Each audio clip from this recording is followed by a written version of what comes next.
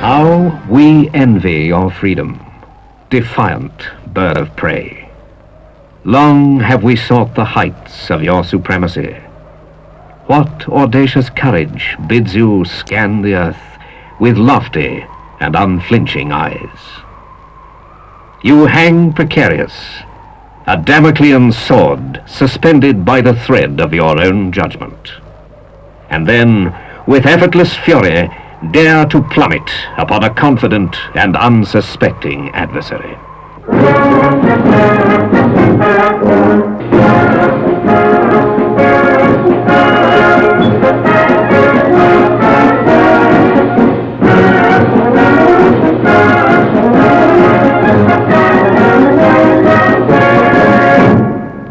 The SAS was formed during the Second World War by Colonel Sterling. Its purpose was to operate in small groups behind enemy lines. It had fantastic success, especially in North Africa, where it destroyed more aircraft on the ground than the Royal Air Force. The unit was disbanded after the war to be reformed in 1950 for special duties in Malaya. The Rhodesian SAS had its origins at this time when Rhodesian members of the Far East Volunteers joined the Malayan Scouts, as they were first known, and then formed C Rhodesia Squadron 22 SAS Regiment. The idea of an SAS unit in Rhodesia itself was shelved after the Malayan campaign until 1961, when under the patronage of Sir Roy Walensky, C Squadron SAS was reformed in Rhodesia as part of a Commonwealth defense scheme. The unit operated from Ndola in northern Rhodesia until 1963, when it moved to Salisbury. The squadron has gone from strength to strength since its inception, and today is an integral and vital part of Rhodesia's defense.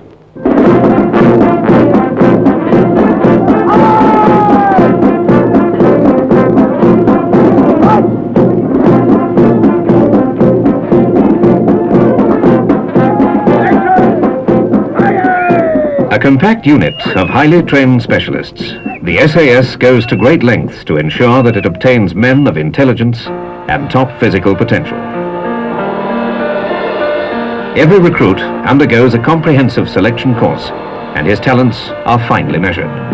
I'll climb the lonely pathway home, where my love's just an aim, and I'll climb over hills alone, just me, the wind and the flame.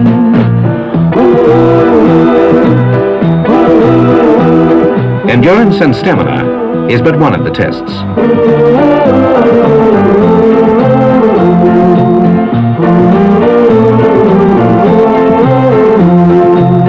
Now all that's left is me, the wind and the flame.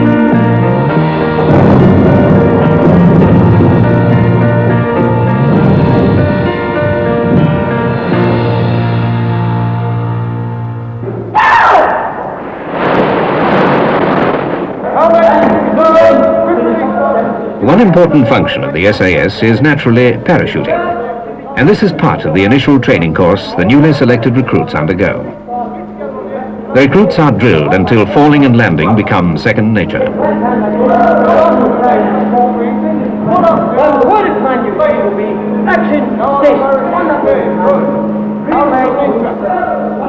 They learn how to control their parachutes in the air and gain maximum accuracy in their landings. Every piece of equipment is checked and checked again until it can be handled blindfold. In fact, safety is the most important aspect of parachute instruction. Called ground training, it theoretically gives the new man confidence to take that first great leap from an aircraft. In practice, however, just as you're becoming bored with the complete routine of the thing, the instructors announce the date of the first jump. It's about this time when every recruit begins to wonder if parachuting is such a good idea after all.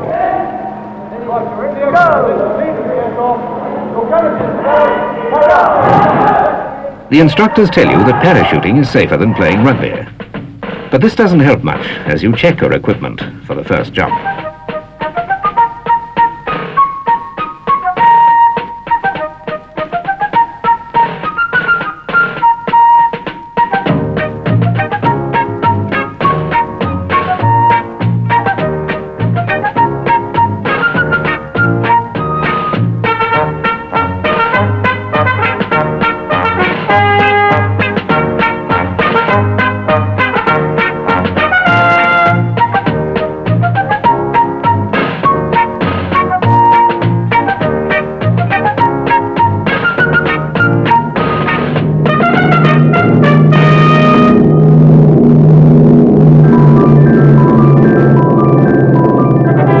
The relief as that parachute opens is indescribable.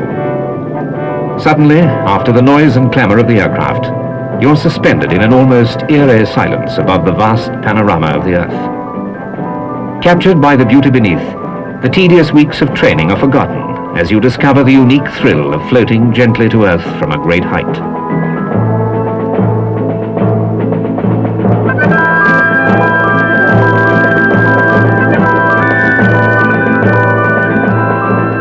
And then, as the ground approaches, those weeks of training come flashing back. Head well forward, shoulders round, feet together, watch the ground. It's almost as though the instructors were there, as the ground comes rushing up and you land, sometimes a little harder than you'd bargained for. Back on terra firma, still awed by your experience, you gather your parachute together, and you can hardly wait to get back up there and try it again. Today, the SAS also employs freefall to tactical advantage. Paratroopers jump from tremendous heights out of radar range, falling free and silently for thousands of feet before opening their chutes relatively near the ground. This method, apart from allowing men to be placed in an area with little chance of them being detected from the ground, even in daylight, also allows them to land with complete accuracy by virtue of the type of parachute that is used.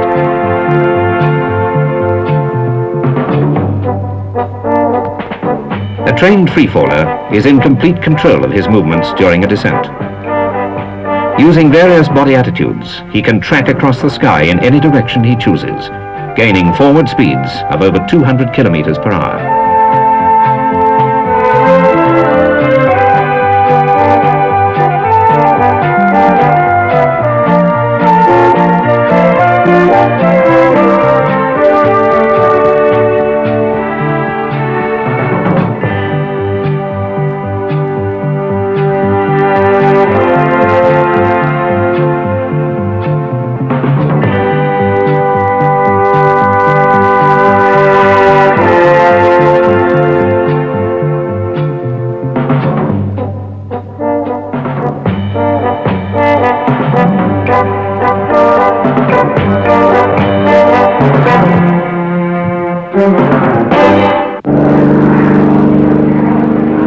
The SAS is linked closely with the Air Force, not only for transport to the operational area, but also for support purposes during operations. Aircraft are directed onto their targets by troops on the ground with great accuracy and effect. The SAS is a unit designed to carry out clandestine operations behind enemy lines. Using guerrilla-type strategy, they would infiltrate in small groups the operations of any aggressor against Rhodesia, destroying communications, disrupting supply lines, capturing key personnel, and hampering the enemy's attack in any way possible.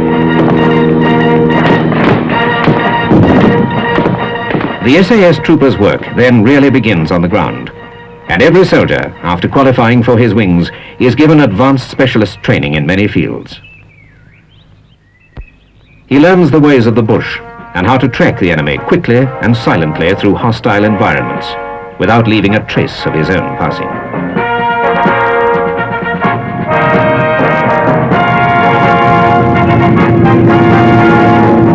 Fast hit-and-run tactics, long-range operations and concentrated firepower are achieved in saber vehicles such as these.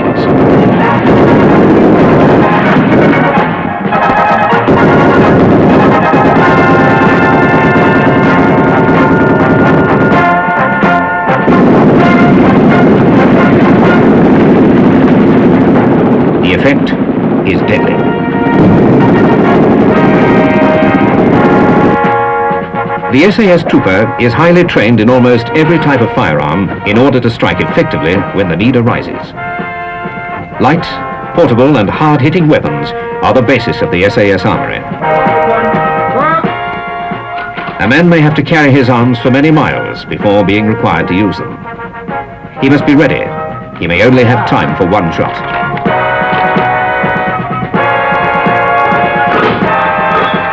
Virtually alone in enemy territory, the SAS Trooper's life may depend on his speed and efficiency.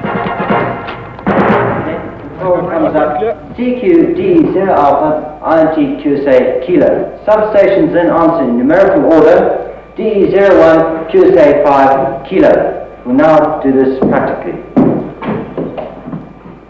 Communications are imperative for any small unit operating away from its base.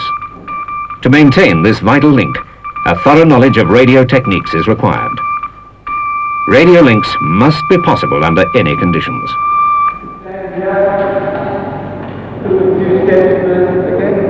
Many other skills go into the making of an SAS Trooper, including the gentlemanly art of hand-to-hand combat.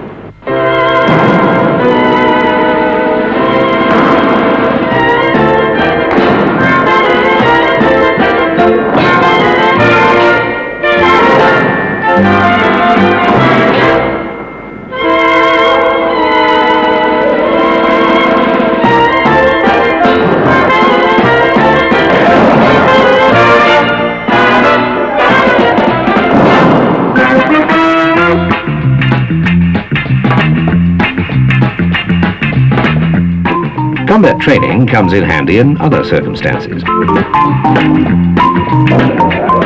Another important aspect of training includes various right arm exercises and debate on subjects completely irrelevant to military maneuvers.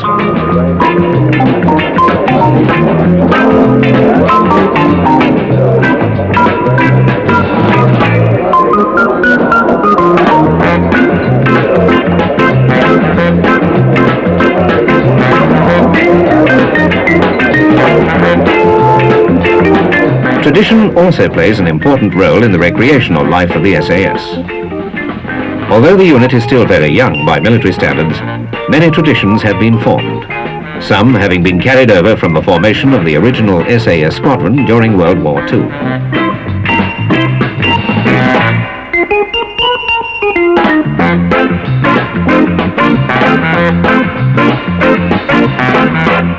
SAS medics cannot accompany every compact unit behind enemy lines. Troopers therefore receive medical training in far more specialized fields than normal first aid. Physiology, tropical medicine and general casualty work are part of this training and enable the SAS Trooper to deal with almost any injury in the field. Freedom of movement is the first essential of a unit such as the SAS, even on mountainsides.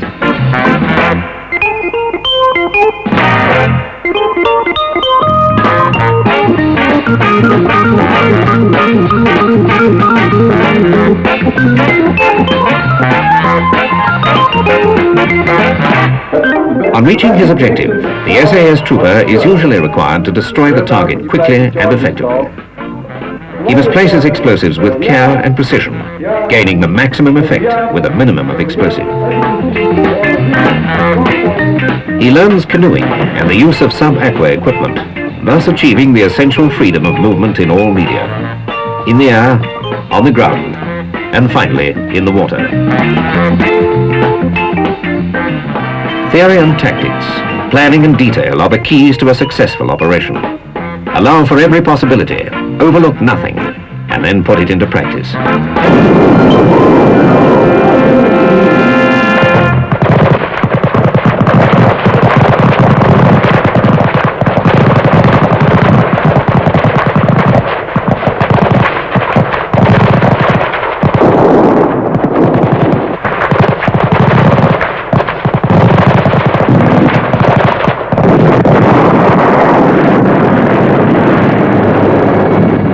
Although basically a deterrent to any aggressor who might plan a major attack against Rhodesia, the SAS now also plays its part in the internal security of the country.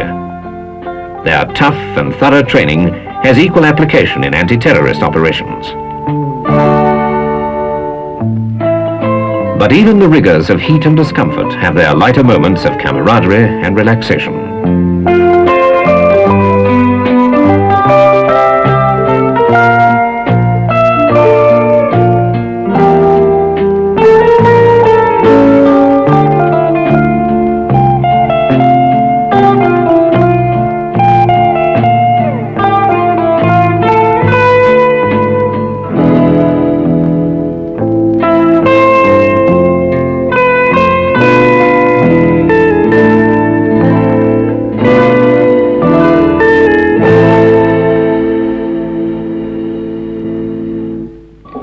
The SAS, however, never loses sight of its primary deterrent function, a function vital to the overall defense of their country, and a function which must be continually exercised and kept in readiness.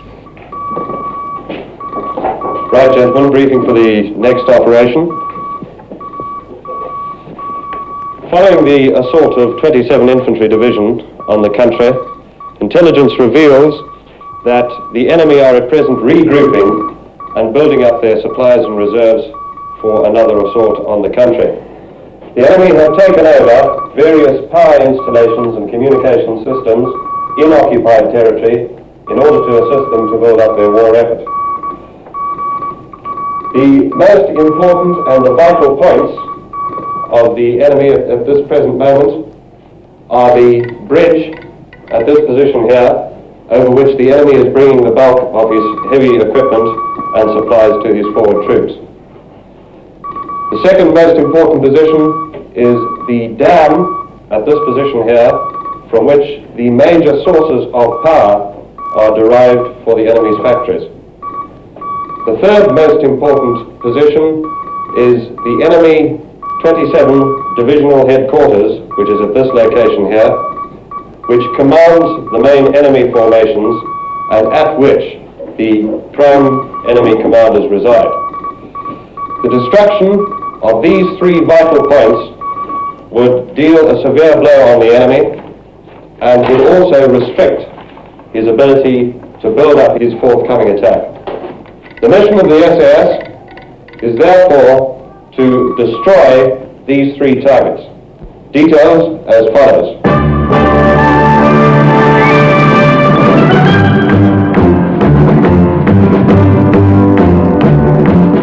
As you will be parachuted, normal pre-jump synthetic training will be carried out. Group 1, you will take a small party and drop in by parachute with your explosives and destroy the bridge. You will then move independently on foot back to our own territory. Group 2, your target is the dam and power installation on which you are to inflict the maximum amount of damage.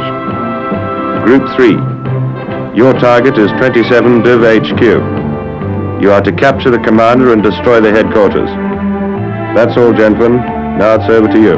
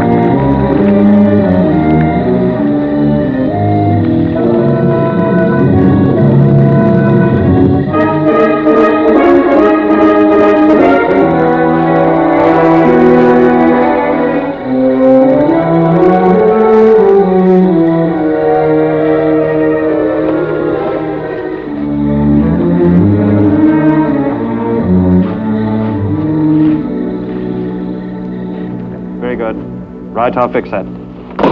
It's just about time, sir. Yes, that makes it H minus 20. That should put them round about there, I think.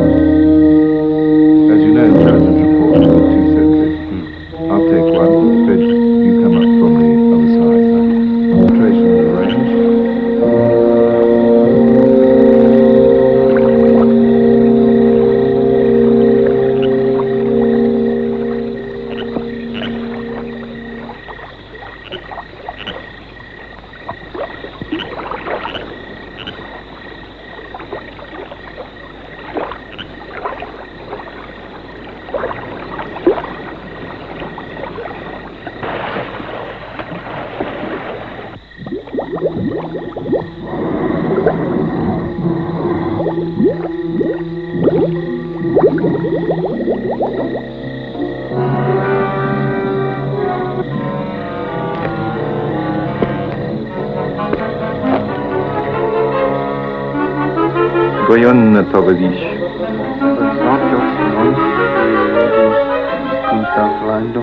Vai rombi de guerra, se não sei que fora isso.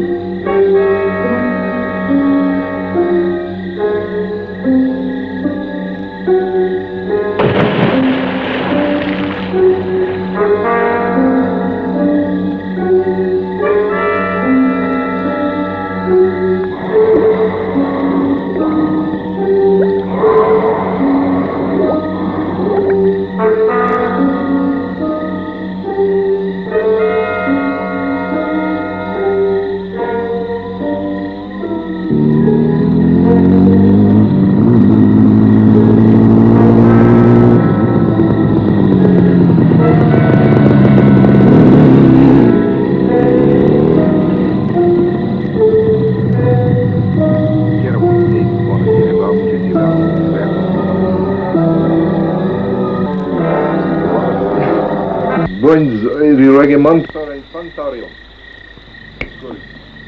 Skori. Nein, über die Gribaktion. Boris, oinas deres kesh forajem. De boykens on en helemaal zitten. En ik go in als die 19 dagen. Ja, het wordt lang goed.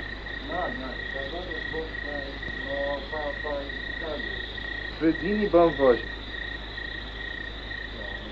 Ja, dat denk ik.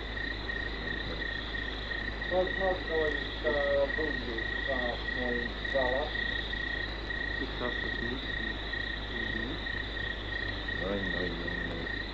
Da ist wieder ein Igor wieder ich weiß. Da ist die Deutsche. Die Storia in Deutsch die vorige Linie.